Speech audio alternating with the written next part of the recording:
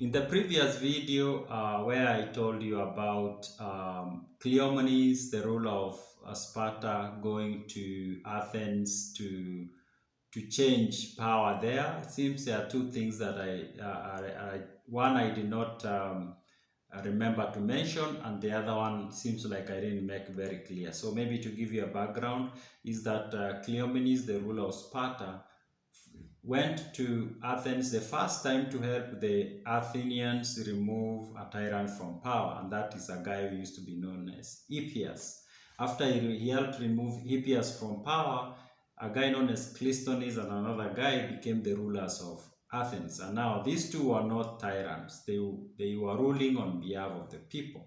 Now, after Cleisthenes and the other guy come to power, it seems like Sparta ceased being happy with them because they didn't do what Sparta expected. It seems like Spartans wanted somebody they will use for their own interest. They were not really interested in helping Athenians become free from tyrants. Now, when that happened, Cleomenes and Spartans come back and they are trying to remove Cleisthenes and the other guy from power, and they want to bring in somebody else called Isagoras to be their puppet, basically.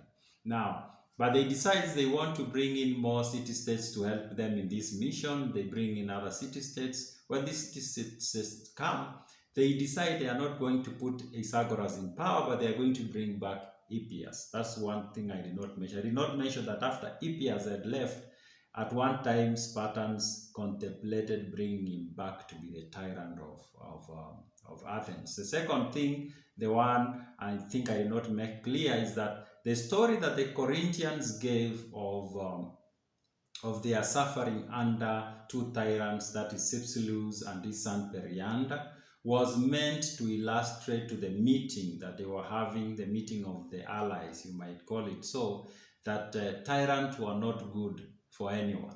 Yeah.